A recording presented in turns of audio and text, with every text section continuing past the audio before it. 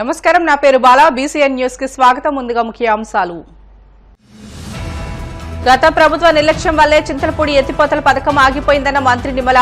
Project నిర్మాణాన్ని వేగవంతం చేసి రైతులకు న్యాయం చేస్తామంటూ హామీ. మాజీ ప్రభుత్వ సలహాదారు సజ్జలపై టీడీపీ నేత బుద్దా వెంకన్న ఫైర్. అధికారాన్ని అడ్డం పెట్టుకుని మహిళలు వేధించారంటూ ఆరోపణ.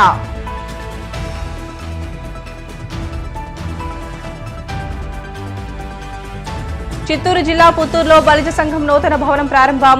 ముఖ్య అతిథిగా హాజరైన మాజీ మంత్రి రోజా.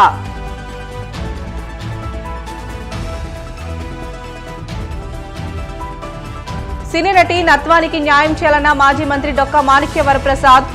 సంబంధిత వ్యక్తులపై చర్యలు తీసుకోవాలని విజ్ఞప్తి. గత వైసీపీ ప్రభుత్వ నిర్లక్ష్యం వల్లనే చింతలపూడి ఎత్తిపోతల పథకం ఆగిపోయిందని ఏపీ జలవనరుల శాఖ మంత్రి నిమ్మల రామానాయుడు అన్నారు. నాగార్జున సాగర్, కుడి ఎడమ కాలువలు, చింతలపూడి ఎత్తిపోతల పథకాలపై ఆయన అధికారులతో అమరావతి నుంచి సమీక్ష నిర్వహించారు. జగన్ ప్రభుత్వ నిర్లక్ష్య ధోరణి వల్లే ప్రాజెక్టులకు గంటలు పడుతున్నాయని, వాటికి సంబంధించిన వివరాలను అధికారులను అడిగి మంత్రి తెలుసుకున్నారు.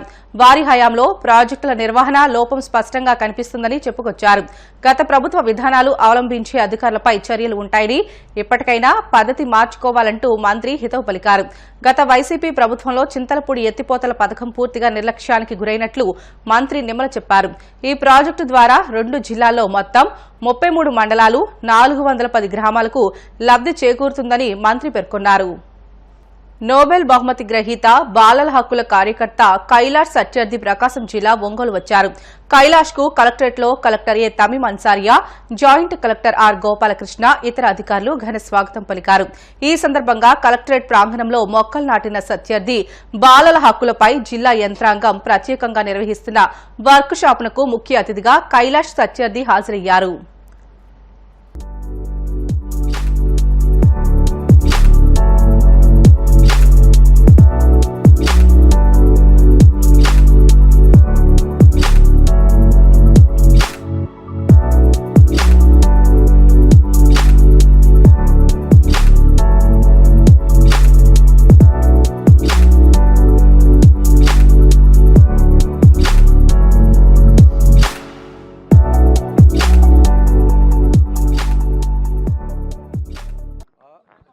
I am very pleased and encouraged to come here, and I strongly support this new scheme of Golden Childhood, Bangaru Balyam. That is a great scheme. But let me tell you that many miracles, many great news, many things have to become under the leadership of Chandrababu Naidu Garu. The world looks at him. I know many people and many leaders of the world. So his schemes and his initiatives, his visionary work is followed by many in the world. And I'm sure that Andhra Pradesh is going to set the models for the betterment of children, but also for unity, justice, peace and equity in the society. Thank you. Vijayawada Delhi public స్కూల్లో మాతృభాషా దినోత్సవం ఘనంగా జరిగింది. ముఖ్య అతిథిగా పున్నమరాజు ఉమామహేశ్వరరావు హాజరై గిడుగు రామూర్తి మాతృభాష అభివృద్ధికి చేసిన కృషిని వివరించారు. రాబోయే కాలంలో తెలుగు భాషను రక్షించుకోవాల్సిన బాధ్యత విద్యార్థులపైనే ఉందని మరో ముఖ్య అతిథి టీడీపీ ప్రతినిధి పట్టాభి గుర్తు చేశారు.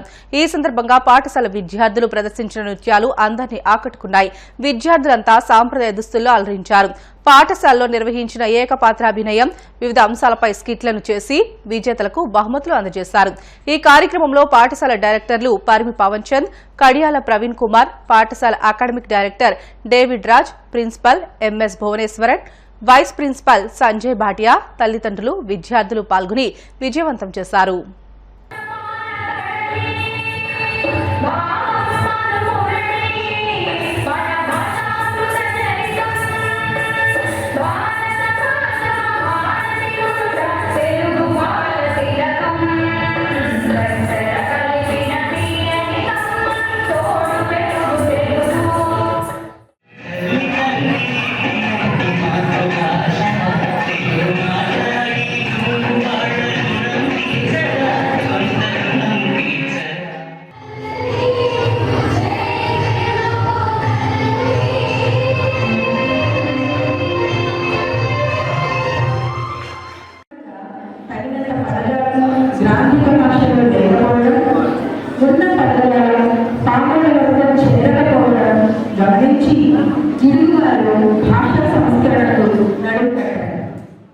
నిర్వహించి ఎందరో ప్రభుత్వ ప్రశంసలు అందుకున్న గొప్ప వ్యక్తి.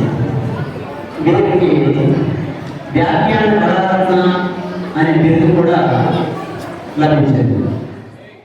తెలుగు భాష మీద ఉన్నటువంటి మక్కువతో ఇంత పెద్ద ఎత్తున ఈ కార్యక్రమం ఏర్పాటు చేయడం వారిని నిజంగా అభినందించాల్సిన విషయం. ఈ ఆలోచనకి కారణమైనటువంటి ఢిల్లీ పబ్లిక్ స్కూల్ యాజమాన్యానికి మరొకసారి హృదయపూర్వకంగా ధన్యవాదాలు.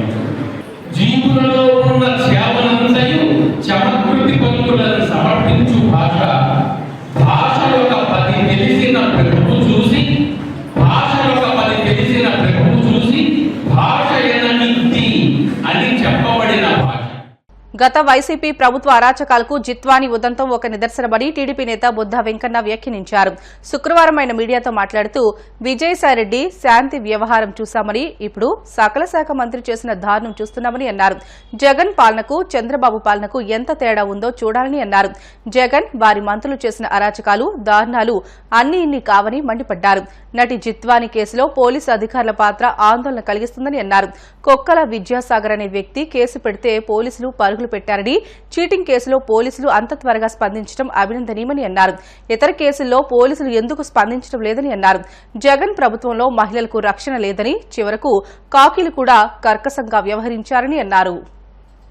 జగన్మోహన్ రెడ్డి హయాంలో జరిగినటువంటి తీరుతెన్నులు చూస్తుంటే ఆంధ్రప్రదేశ్ పరువు ప్రతిష్టలు దశ దిశల భారతదేశం మొత్తం కూడా పోయే విధంగా ఉంది.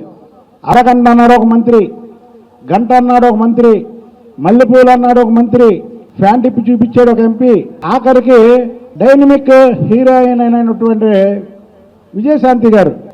అలాంటి విజయశాంతి గారి పేరు కలిసి వచ్చేలాగా విజయసాయిరెడ్డి శాంతి సకల శాఖ మంత్రి ఎవరో అందరికీ తెలుసు. ఆయన ఈ కాదంబరి కేసులో వెనకుండి ఆడిచ్చినటువంటి వైను. ఇదంతా చూస్తుంటే జగన్మోహన్ రెడ్డి పరిపాలనకి, చంద్రబాబు నాయుడు గారి పరిపాలనకి, నక్కకి నాగలోకానికి ఉన్నటువంటి తేడా ఉంది.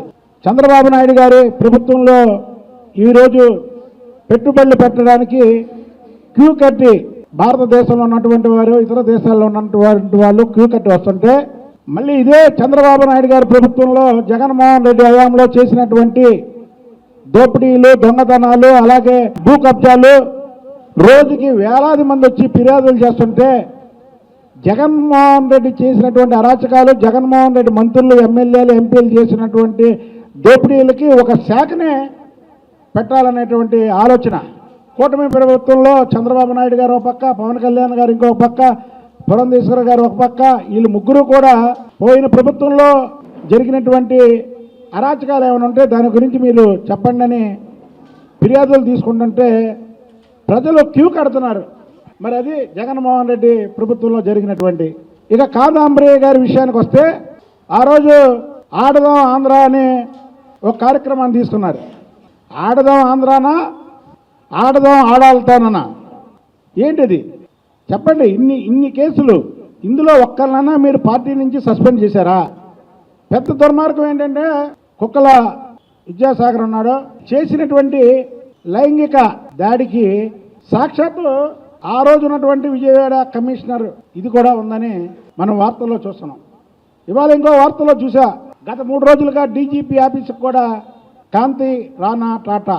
ఎవరైనా ఒకటే, ప్రజాస్వామ్య వ్యవస్థలో పోలీస్ అయినా, ప్రజలైనా, మంత్రులైనా, ఎమ్మెల్యేలైనా ఎవరైనా సరే తప్పు చేస్తే ప్రజలకు చెప్పాల్సినటువంటి బాధ్యత మన మీద ఉంది. ఆ రోజు కమిషనర్గా ఉన్నటువంటి కాంతి రాణా టాటా ఈ వ్యవహారంలో ఒక దోషిని పట్టుకోవాల్సింది పోయి మరి దోషిని ఎంకరేజ్ చేసాడంటే, ఆ రోజు ప్రభుత్వ పెద్దలు మరి ఇందులో ఎంత హస్తం ఉందో ప్రతి ఒక్కరూ తెలుసుకోవాలి.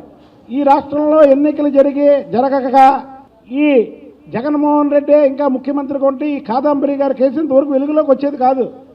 ఇవాళ చంద్రబాబు నాయుడు గారు ముఖ్యమంత్రి కాబట్టికి కాదంబరి గారు డైరెక్ట్గా ఆమె జరిగినటువంటి అన్యాయాన్ని ఫిర్యాదు చేసింది.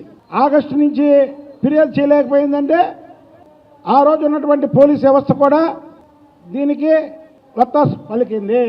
ఆ రోజు ఉన్నటువంటి విజయవాడ పోలీస్ కమిషనర్, రాష్ట్ర డీజీపీని కూడా ఈ కేసులో విచారించాలి. ఇదేం ఆషామాషా కేసు కాదు. ఇదో ఈ యొక్క రాష్ట్ర పరువు ప్రతిష్టలకి సంబంధించినటువంటి కేసు.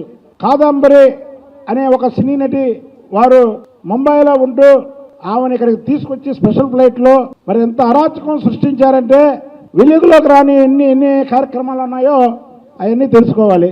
ధైర్యంగా రండి. ఇక్కడ కూటమి ప్రభుత్వం నడుస్తుంది, ఇక్కడ పరిపాలిస్తుంది చంద్రబాబు నాయుడు గారు ముఖ్యమంత్రి. ఎవరైనా ధైర్యంగా రావచ్చు.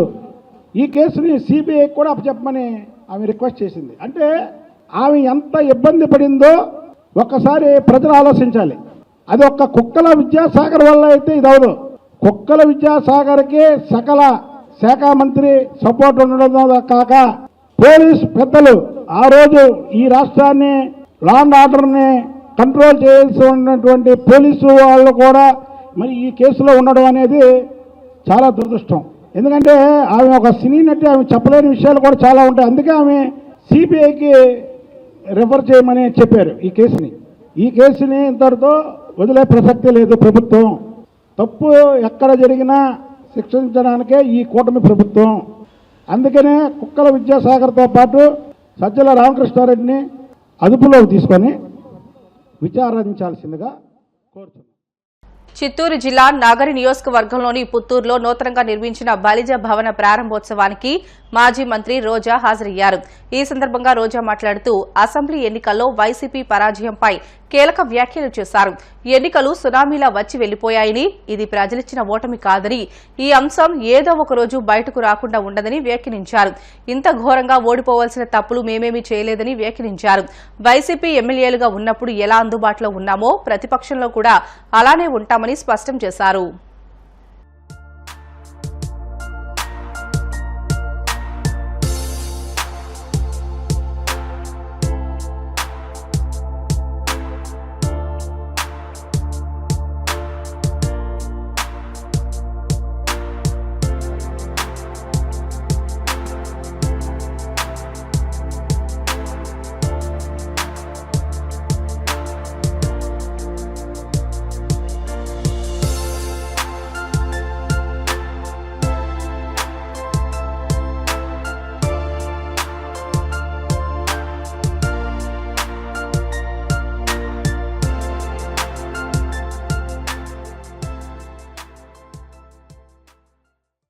బులెటిన్లో షార్ట్ బ్రేక్ తీసుకుందాం. Stay with us.